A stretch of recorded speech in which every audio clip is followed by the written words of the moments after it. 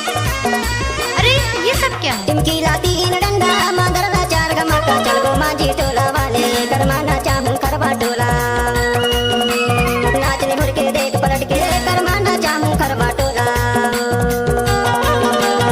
टिमकीला तीन डंडा मांगरला चार गमाका चल गो माझी टोला वाले करमाना चाहूं हीरापुर मां चल गो माझी टोला वाले करमाना चाहूं करवा टोला ओए होए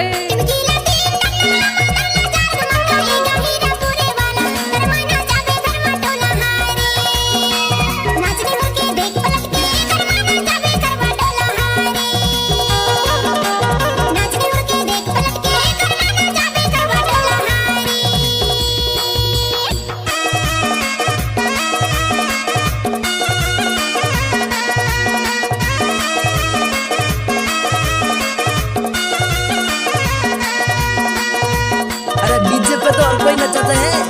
हम तो ब्याणजियों को जनरेटर पे नचाते हैं, जनरेटर पे नाचो। हाँ होगी। मांगर बजावे सुंदर मामा आयो है टिमकी बजावे जुगाने बाबा आयो है बंसी बजैया अभी जय है वो करना वो जोड़ी करवाना चाहूं करवा टोला बंसी बजैया अभी जय है वो करना वो जोड़ी करवाना चाहूं करवा टोला नाचने मुड़ के देख पलट के करवाना चाहूं करवा टोला नाचने मुड़ के देख पलट के करवाना चाहूं करवा टोला हाँ होगी।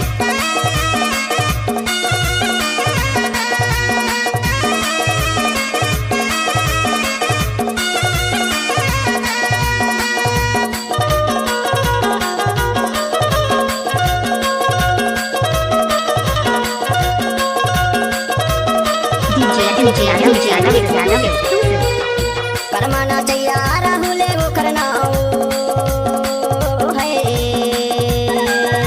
करमाना चाहिए संजय है वो करना है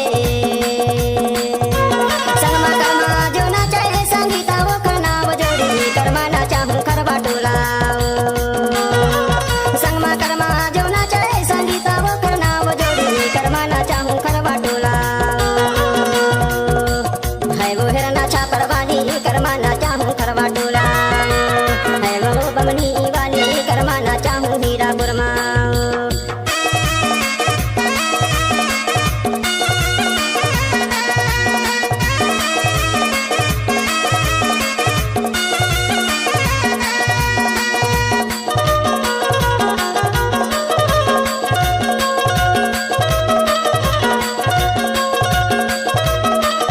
गुस्सा नहीं माना। अरे नहीं मानो। कर्मा गवैया राखी है तोरे नाम है कर्मा गवैया दयाले मोरे नाम है हाँ होगी। हमर संगी सुनवारी राजे मोंगेरे नाम बड़ी करमाना चाहूं करवा टोला